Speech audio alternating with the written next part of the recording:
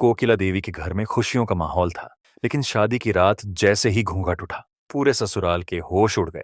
आखिर ऐसा क्या हुआ कि अमीर देवरानी अपना चेहरा छिपाने लगी और गरीब जेठानी पूरे मोहल्ले की पसंद बन गई? आइए जानते हैं इस सस्पेंस भरी कहानी को। देखिए बहन जी, लोग कहते हैं कि अमीर और गरीब का मेल नहीं होता, लेकिन मुझे धन दौलत से ज़्यादा घर की शांति प्यारी है। सुप्रिया की सादगी ने मेरा दिल जीत लिया है। मैं अपने बड़े बेटे मोहित के लिए सुप्रिया का हाथ मांगती हूँ, पर मेरा फैसला अभी अधूरा है, क्योंकि मैं चाहती हूँ कि सुप्रिया के ठीक सामने रहने वाली कुसुम भी मेरे छोटे बेटे के लिए इसी घर में बहू बनकर आए। बहन जी, सुप्रिया तो बहुत सीधी है, पर कुसुम का परिवार बहुत रईस है। क्या वो हमारे साथ तालमेल बिठा पाएगी? जब एक ही आंगन में दो बहुएं रहेंगी तो प्यार अपने आप बढ़ जाएगा। बस अब मुझे उस दिन का इंतज़ार है जब दोनों की डोली साथ में मेरे घर उतरेगी। बहन जी, आपकी सोच तो नेक है, लेकिन कुसुम का मिजाज थोड़ा अलग है। वो बड़े लाड़ प्यार में पली है और उसके पिता शहर के बड़े व्यापारी हैं।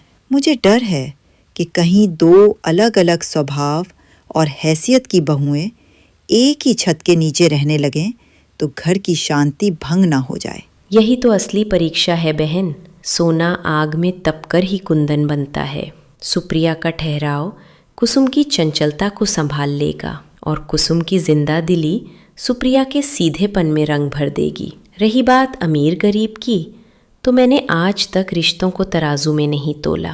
तभी सुप्रिया चाय की ट्रे लेकर कमरे में आती है। उसकी नजरें झुकी हुई हैं, लेकिन उसके चेहरे पर एक हल्की सी मुस्कान और घबराहट साफ दिख रही है। आओ सुप्रिया बेटा, पास बैठो। बड़ी बहू को शगुन देने के बाद अब मुझे तेरी देवरानी के यहाँ भी जाना है। कोकिला देवी बड़ी बहू सुप्रिया को शगुन देकर छोटी बहू कुसुम के यहाँ भी शगुन की थाल देने चली जाती है। कोकिला देवी ने अपनी दोनों बहुओं को चुन लिया था और शादी का दिन 1 महीने बाद का था। खैर, एक दिन सुप्रिया और कुसुम सब्जी मंडी में एक दूसरे के आमने सामने खड़ी होती हैं। ओह गॉड सुप्रिया, तुम यहाँ भी? मुझे लगा था कि कम से कम ससुराल में तो मुझे तुम्हारी इस गरीबी वाली शक्ल से छुटकारा मिल जाएगा, पर मेरी सास ने तो तुम्हें मेरी जेठानी ही बना दिया।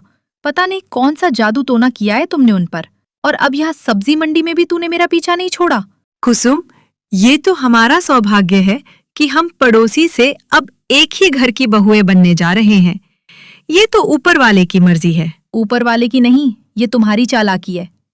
पर याद रखना सुप्रिया, शादी के बाद मैं तुम्हारा वो हाल करूंगी कि तुम खुद उस घर को छोड़कर भाग जाओगी। मेरी अमीरी के सामने तुम्हारी ये फटी पुरानी सादगी टिक नहीं पाएगी।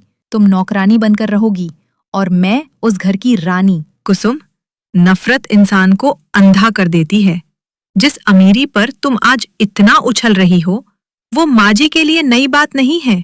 उन्होंने मुझे मेरी गरीबी देखकर नहीं, बल्कि मेरी नीयत देखकर चुना है। तुम जिसे नौकरानी कह रही हो, याद रखना कि घर को सहेजने वाली ही घर की असली मालकिन होती है। अगर तुम घर को युद्ध का मैदान बनाने आ रही हो, तो नुकसान तुम्हारा ही होगा। ज्ञान देना बंद करो सुप्रिया। तुम जैसी लड़कियां बस बातें बनाना जानती हैं। मैं देखूंगी कि तुम्हारी ये सादगी और आदर्श तब कहाँ जाते हैं जब कोकिला देवी की तिजोरी की चाबियां मेरे हाथ में होंगी। मैं उस घर में वो तूफान लेकर आऊंगी कि तुम्हारी ये शांति जड़ से उखड़ जाएगी। मेरी बराबरी का सपना छोड़ दो, क्योंकि मैं उस घर में राज करने आ रही हूँ, तुम्हारी सहेली बनकर नहीं। राज महलों पर होता है कुसुम, दिलों पर नहीं। मैं तुम्हें अपनी छोटी बहन मानकर सम्मान देना चाहती थी, पर तुमने आज साबित कर दिया कि तुम सिर्फ गहनों और कपड़ों की कद्र करना जानती हो। वक्त बताएगा कि माजी का फैसला सही था या तुम्हारी जिद। खैर, मुझे देर हो रही है। माँ मेरा इंतजार कर रही होंगी। जाओ भागो, और अपनी माँ से कह देना कि अपनी बेटी को हार झेलना सिखा दें, क्योंकि ससुराल में कदम रखते ही तुम्हारी उल्टी गिनती शुरू हो जाएगी। खैर, दोनों अपनी अपनी शादी की तैयारियों में व्यस्त हो जाती हैं। सुप्रिया लोकल बाजार से सस्ता सा लहंगा लेकर आती है, वहीं दूसरी ओर कुसुम अपने लिए 2 लाख का लहंगा पसंद करती है। ये लहंगा कितना खूबसूरत है। जब मैं ये लहंगा अपनी शादी में पहनूंगी तो सब लोगों की नजर बस मुझ पर ही होगी। उस बदसूरत शक्ल वाली सुप्रिया बहन जी की ओर तो कोई देखेगा भी नहीं। खैर, लहंगा तो पसंद आ गया, अब अपने ब्राइडल मेकअप के लिए मेकअप प्रोडक्ट्स भी ले लेती हूँ। कुसुम जैसे ही मेकअप प्रोडक्ट्स लेने एक दुकान में जाती है, वहां पहले से ही सुप्रिया मौजूद थी। अरे सुप्रिया, यहाँ खड़ी होकर क्या बस काउंटर की चमक देख रही हो? इस दुकान के रेट कार्ड तूने अगर पढ़ लिए ना तो चक्कर खाकर यहीं गिर जाओगी। देखो, यहाँ की एक महंगी लिपस्टिक भी तुम्हारी औकात से महंगी है। तुम वही पुराने जमाने का उपटन और मुल्तानी मिट्टी लगा लेना, क्योंकि ये महंगा मेकअप भी तुम्हारी उस गरीबी वाली छाप को नहीं छुपा पाएगा। शादी के दिन तो लोग मुझे देखेंगे और तुम्हें देखकर बस तरस खाएंगे कि कोकिला देवी जैसी रईस औरत की बड़ी बहू इतनी फीकी और बेजान सी क्यों लग रही है। कुसुम, रंगत और रूप भगवान की देन होती है, पैसों की नहीं। तुम महंगे रंगों से अपना चेहरा रंग सकती हो, पर मैं संस्कारों से अपना घर रोशन करना चाहती हूँ। मेरे लिए सिंदूर और बिंदिया सुहाग की पवित्र निशानी है, कोई दिखावे का सामान नहीं। मेकअप तो पानी की एक बौछार से धुल जाएगा, पर मेरी सादगी और स्वभाव हमेशा माँ जी का दिल जीत कर रखेंगे। तुम्हें अपनी खूबसूरती पर गुमान है तो शौक से रखो, पर मेरी सादगी का मजाक उड़ाकर अपना छोटापन मत दिखाओ। सादगी, ये शब्द तुम जैसी लड़कियों के लिए बस एक बहाना है अपनी मजबूरी को ढकने का। जब मैं कोकिला देवी के घर की देवरानी बनकर हीरो से लदी हुई लहंगा पहनकर अपनी बड़ी गाड़ी से उतरूंगी तो लोग फटी आंखों से मुझे देखेंगे। उस चमक धमक के सामने तुम्हारी ये महानता वाली बातें कोई नहीं सुनेगा। शादी का मतलब ही होता है रौब और रुतबा। तुम तो बस मेरे साए में दबी रहोगी और लोग तुम्हें पहचानेंगे भी नहीं कि तुम भी उसी घर की बहू हो। कोकिला देवी को भी आखिर में वही बहू पसंद आएगी जो उनकी शान में चार चांद लगाए, न कि वो जो घर के किसी कोने में दुबक कर बैठी रहे। दिखावे की चमक थोड़े दिन की होती है कुसुम, पर रिश्तों की मिठास ताउम्र रहती है। कोकिला देवी जी ने मुझे मेरे कपड़ों की कीमत देखकर नहीं, बल्कि मेरे मन की गहराई देखकर चुना है।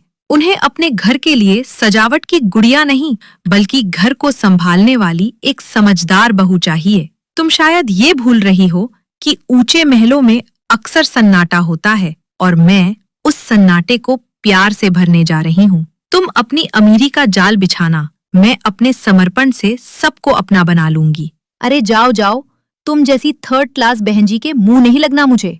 इतना कहकर दोनों वहां से चली जाती हैं। ब्राइडल मेकअप के लिए कुसुम बड़े मेकअप आर्टिस्ट को बुक करती है। वहीं दूसरी ओर सुप्रिया परेशान थी कि शादी के दिन उसे कौन तैयार करेगा।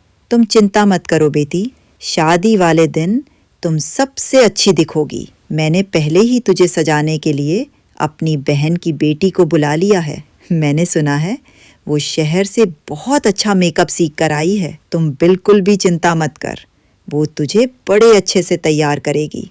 मेरी बेटी तो एकदम चांद का टुकड़ा लगेगी। माँ, मुझे अपनी खूबसूरती की चिंता नहीं है, पर डर इस बात का है कि कहीं लोग मेरा मजाक ना उड़ा दे। कुसुम ने शहर के सबसे बड़े मेकअप आर्टिस्ट को बुलाया है, जो लाखों रुपए ले रहा है। वहीं मैं अपनी बहन से तैयार होऊंगी।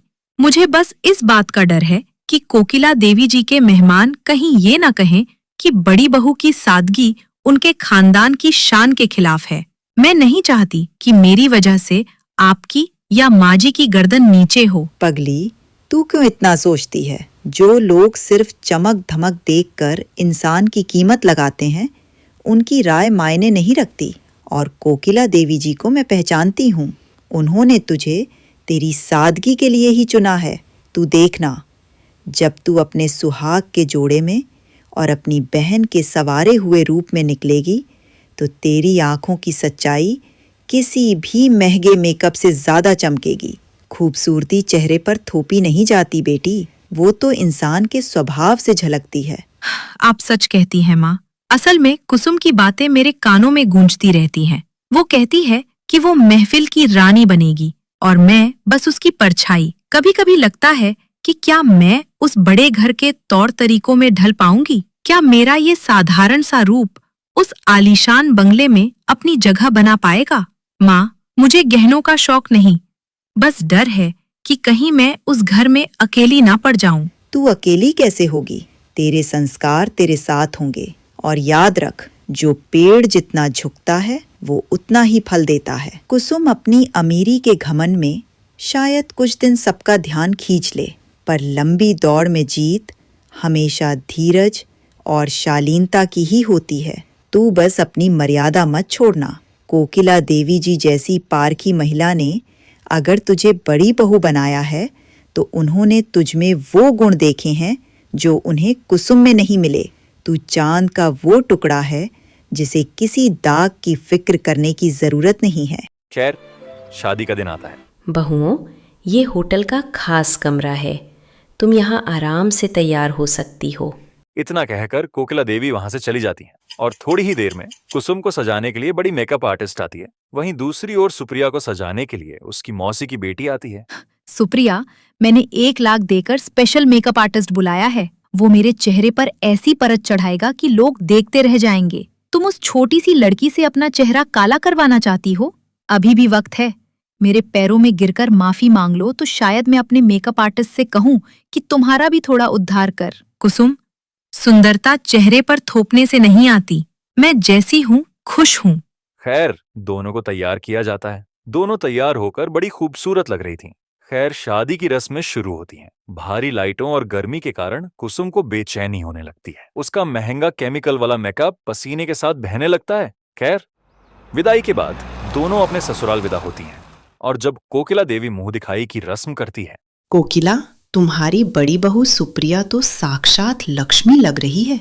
इसके चेहरे पर तो कुदरती चमक है। लेकिन ये क्या? ये छोटी बहू कुसुम को क्या हुआ? इसका चेहरा तो जगह जगह से काला और नीला पड़ गया है। ये दुल्हन है या कोई डरावना साया? दरअसल महंगे केमिकल ने उसकी त्वचा को जला दिया था और उसके पूरे चेहरे पर लाल दाने और काले धब्बे उभर आए थे। ये क्या हाल बना लिया है कुसुम? क्या इसी घमंड की बात कर रही थी? तुम्हारी अमीरी ने तुम्हारा चेहरा ही बिगाड़ दिया। माँ जी, आप प्लीज उसे डांटिए मत। वो पहले से ही बहुत तकलीफ में है। कुसुम, तुम डरो मत। मैं अभी कच्ची हल्दी और नीम का लेप बनाती हूँ। मैं वादा करती हूँ कि जब तक तुम्हारा चेहरा ठीक नहीं होता, मैं भी कोई श्रृंगार नहीं करूंगी, ताकि घर में हम दोनों एक जैसे दिखें और तुम्हें बुरा ना लगे। सुप्रिया, मुझे माफ कर दीजिए। मैं अपनी खूबसूरती और पैसों के गुरूर में अंधी हो गई थी। जिसे मैं गरीब समझ रही थी, वही आज मेरी ढाल बनी है। आज मुझे समझ आया कि आपकी सादगी ही आपकी असली ताकत है। कुसुम, तुम ही बताओ, भला एक बहन दूसरी बहन को तकलीफ में कैसे देख सकती है? और रही बात माफी की, तो अपनों से माफी नहीं मांगी जाती। बस अब ये रोना बंद करो, वरना आंखों की सूजन और बढ़ जाएगी।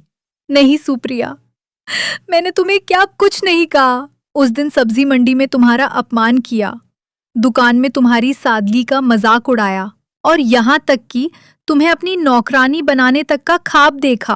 पर देखो, आज जब मेरा ये महंगा मेकअप और मेरा घमंड मेरा साथ छोड़ दिया, तो तुम ही हो जो मेरा दर्द बांट रही हो। मुझे अपनी अमीरी पर बहुत नाज था, पर तुम्हारी इस सादगी के सामने मेरी सारी दौलत आज मिट्टी हो गई। देखा कुसुम, इसी पारखी नज़र से मैंने सुप्रिया को इस घर की बड़ी बहू चुना था। खूबसूरती बाजार के रसायनों में नहीं, बल्कि उस नीयत में होती है जो दूसरों के दुख को अपना समझे। सुप्रिया ने आज न सिर्फ तुम्हारा चेहरा ठीक करने की जिम्मेदारी ली है, बल्कि उसने अपना श्रृंगार त्याग कर जो त्याग दिखाया है, उसने मेरे दिल में उसके लिए सम्मान और बढ़ा दिया है। माँ जी, आज मेरी आंखें खुल गई हैं। सुप्रिया, आज से मैं तुम्हारी वही छोटी बहन बनकर रहूंगी जो बचपन में तुम्हारी उंगली पकड़कर चलती थी। मुझे माफ कर देना कि मैं पैसों की चमक में अपनों को ही भूल गई थी। चलो, अब बहुत बातें हो गईं। अब जल्दी से मैं लेप लेकर आती हूँ, तुम उसे लगा लेना।